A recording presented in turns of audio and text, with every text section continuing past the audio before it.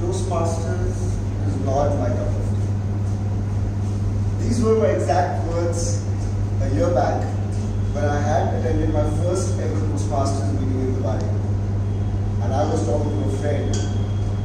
Having been a public speaker for over 8 years, I felt there's not much value addition that I could possibly get from a Toastmasters club.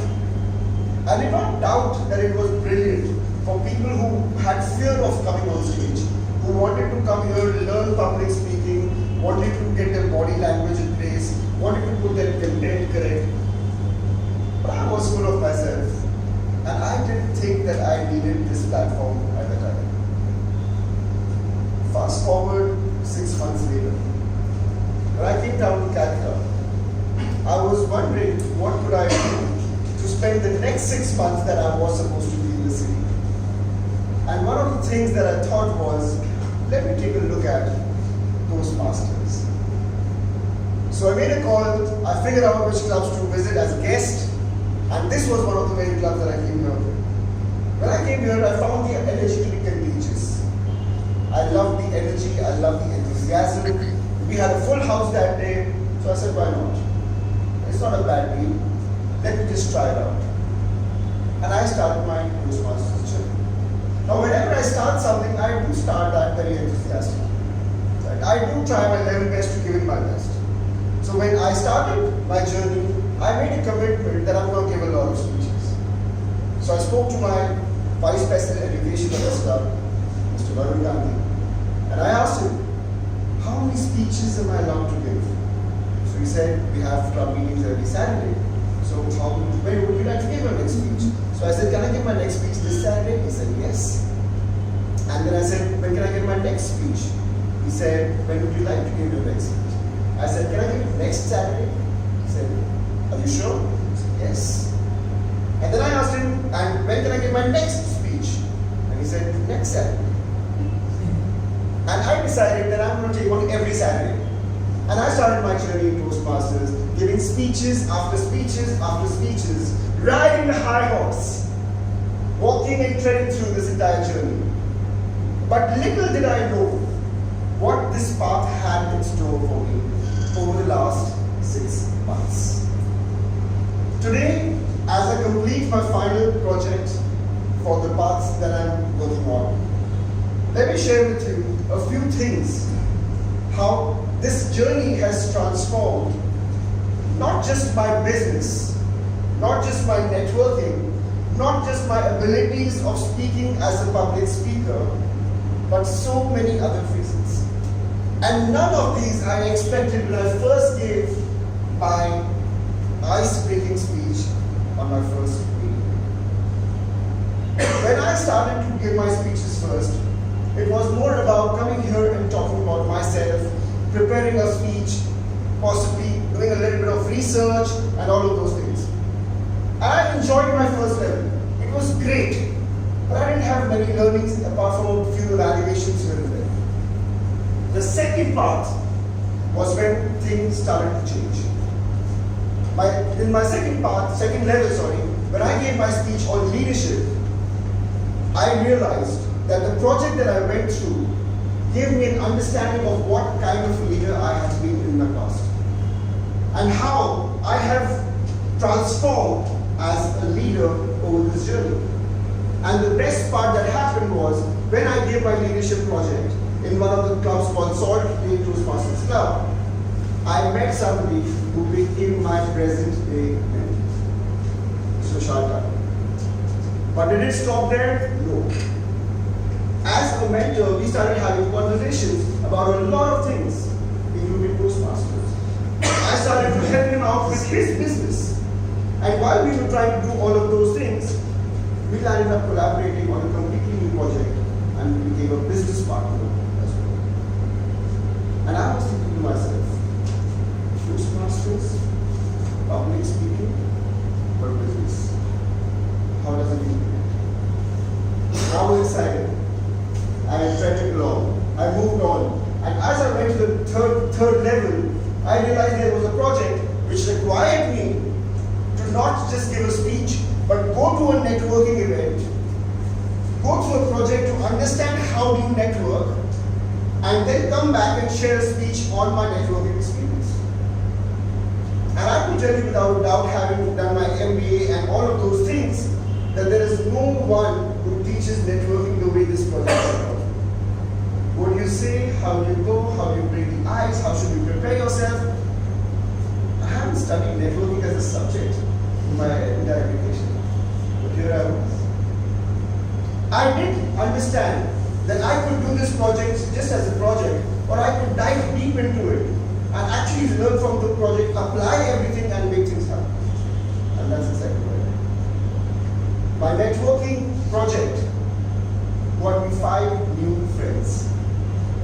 5 new friends. 2 of them that I'm still in touch with, 3 of them that I'm hashtag friends with. But having said that, as we moved along, level 3 was special because Elite Toastmasters Club celebrated its 50th meeting. And in the special meeting, I was given an opportunity to present another project, which was Inspire the Audience. And this project was in front of distinguished Toastmasters, which happened to be the elitist of the elite in the city of Jordan. And having been one of the speakers in that elite meeting, I realized that there is so much more to Toastmasters than I've ever thought of. That is when I started to feel the connect. That is when I started to get more involved with the executive committee. I started to interact more with more people. I started to really make friends within this community, which I thought was not for me initially. And then, as things came along, I moved on to my 4th level. My 4th level project was very interesting because it was on social media. Now this is when I had to create a social media presence to be able to deliver a project. Now fortunately, I already had a social media presence. But I got an opportunity this time to be a part of a demonstration meeting at one of the biggest corporate houses in Canada, when I was allowed to go and speak on my project on social media. And that experience in itself showed me that if people at Cognizant Technologies are looking at Toastmasters as something that they can gain from, why was I even judging this? It was a phenomenal experience. It was an opportunity for lifetime. And I realized that when you put one foot forward, a lot of people start putting their hands forward to help you out. And this is what the Toastmasters journey so far has done for me. I was excited to close my path. I was excited to finish my path. And as I moved into the 5th path, I made 2 very, very important projects. One of them was leading a volunteer organization. Now, for those of you who know me know that I have been leading a volunteer organization for the last 8 years. So it helped me complete that project with a lot of value addition. But what tended to happen in my final project before this speech is that I had to make a project. I had to lead a team and apply something in real life outside of Toastmasters. And I didn't know what to do when suddenly something strange happened. We were playing this game called Cash Flow 101. Has anybody heard of this game before? Cash Flow 101 has been created by a gentleman called Mr. Daga, who's the founder or who's the creator of Rich Dad Poor Dad. And he built this game, this board game, to help people get financially literate. To be able to win the game, you need to make decisions which you don't usually make while you're running your common practice. So when I played this game for the first time with a couple of my friends, I was like, this is amazing. Because I got so many breakthroughs in my own life. And I said, is there a way that I would take this to other people? And this is the time when I was preparing for my final project in Toastmasters. I'm going to lead a team and do a project. So we said, okay, let's start a club. And here we are. This was the birth of a club, a real club outside of Toastmasters, which we call Wealth Play. A club which allows people to come in and play and experience a board game which could potentially give them learning which would change their lives forever. And we started to play this game. And guess what happened when we started to play this game?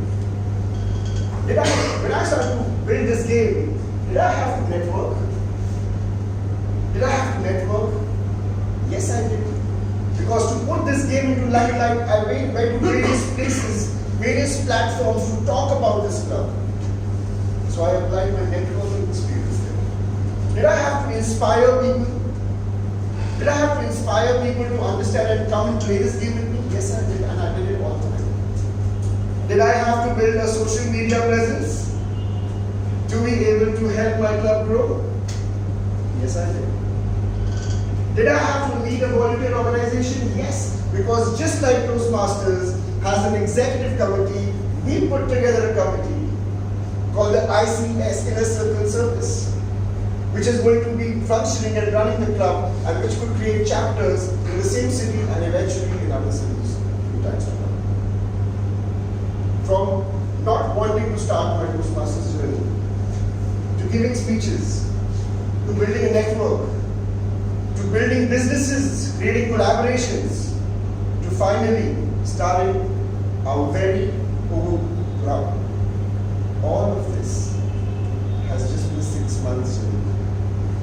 I am looking forward to what's lying ahead 6 years in my Toastmasters journey.